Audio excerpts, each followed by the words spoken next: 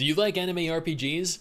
Do you like your games to be filled with fast, smooth, fluid action combat? How about the ability to play them fully cross-platform? The reason I ask is one of the largest anime RPGs of the entire year just launched. Wuthering Waves. This is a game I've been excited for ever since it was revealed. Before jumping in, I do want to take a moment here to thank Kudo Games for sponsoring this video. If you want to play what is arguably one of the flashiest, best action RPGs right now, then I urge you to take a moment, go down, click that link in the description and the pinned comment below. I also have an awesome gift code that I was given to provide you guys with some sweet goodies. Now, let's go ahead and talk Wuthering Waves. Quick note, footage in this video is content of the test server build and does not reflect the final version of the game. Wuthering Waves is an incredibly fast-paced action RPG, providing a high degree of freedom, both with regards to exploration and combat. Speaking of combat, let's go ahead and discuss the gameplay. When out in the field, players will be able to create a team of 3 playable characters, or resonators as they're referred to in this game,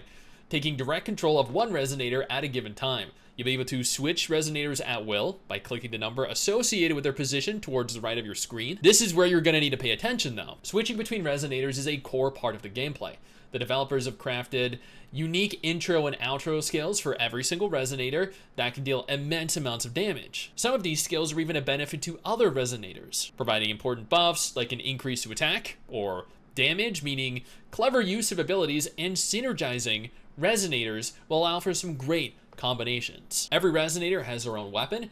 The broad blade, gauntlets, pistols, rectifier, or sword, with each resonator possessing their own combat style. Each weapon has their own creative design. Honestly, I think both Jian and Yinlin's are my favorite. Like, seriously, just take a moment. Look at this.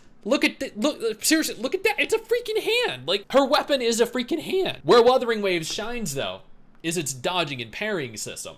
When in combat, if timed correctly, players can perform a perfect dodge or parry, staggering the enemy, allowing players to deal additional damage. What took me by surprise was that when compared to the previous tests that I participated in, Wuthering Waves has shown significant improvement in terms of combat.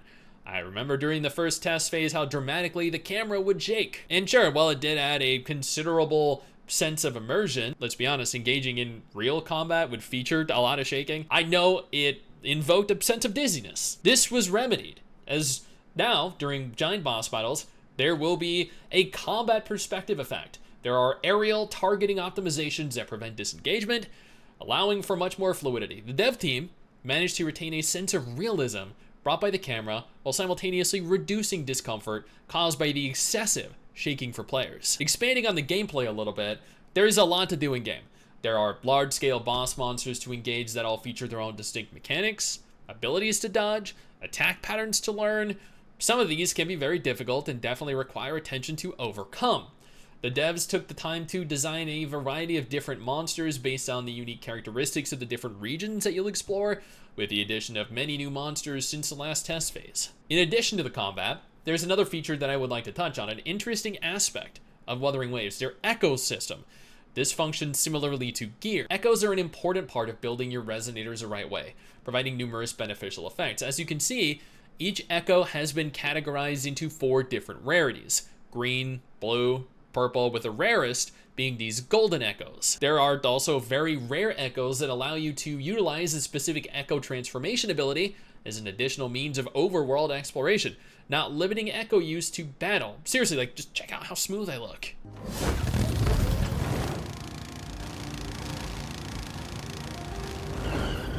Obtaining echoes is a very important part of the game. Not only do echoes provide you substantial benefits like increased HP, increased attack, or increased defense, but they have their own unique echo abilities that resonators can use in battle and sonata effects, providing additional beneficial effects, like the increase to havoc damage that Dreamless provides, which works great in tandem with resonators like Tao Chi or Danjin, who both have the havoc attribute as you continue to complete the set bonus, ranging from 2-piece to 5-piece. One issue that many testers had was with the difficulty in acquiring echoes.